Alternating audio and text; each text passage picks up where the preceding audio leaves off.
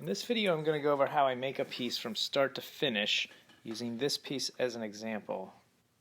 Most of the time I'm using Super Sculpey for the original sculpture. This is a polymer clay that you can bake in the oven. There's the original, which is a fleshy color, and then there is also a firm, which is a dark gray. I like the firm if I'm doing a lot of detail or texture. Most of the time I'll start off with a tinfoil armature. If I need more structural support, sometimes I will use aluminum rods or even pieces of wood. For this little guy I'm using the soft for the body, the firm for the face, and then there's a little cast resin hand blended into the head. The next step is to mold the piece. First thing I'll do is secure it to a board. Then out of foam core I'll build a little box to go around the piece. I leave about an inch to a half-inch spacing between the piece and the box around the inside.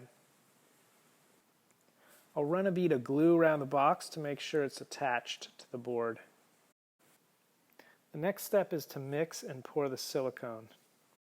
I'm using a silicone here called Moldstar 15. It's from a company called Smooth On. It's a two-part system. You mix part A and part B in equal amounts by volume. After it's thoroughly mixed, I will pour it in the mold box. This silicone takes about 4 hours to fully harden.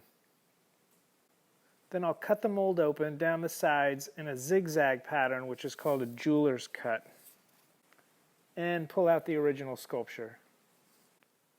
I'll dust in a little layer of baby powder, blow the excess powder out. This acts as a mold release and helps the resin pop out a little bit easier. Then wrap the mold up with rubber bands and pour in the resin. The resin I'm using here is also from Smooth On and also a two-part process. Mix part A with part B in equal volumes. In about 3 minutes the liquid solidifies into a hard resin. Wait about 30 minutes, then I pop the resin out. I'll clean the pieces up with an assortment of tools, mostly an X-Acto knife and sandpaper. Then finish the pieces with a variety of paints. Then I'll photograph the pieces, take them into Photoshop, get them up on my web store for sale, and finally wrap them up, put them in a box, and drop them off at the post office. Stay tuned for my next video where I'm going to go all the way back to the beginning and get into the details of sculpting with Super Sculpey.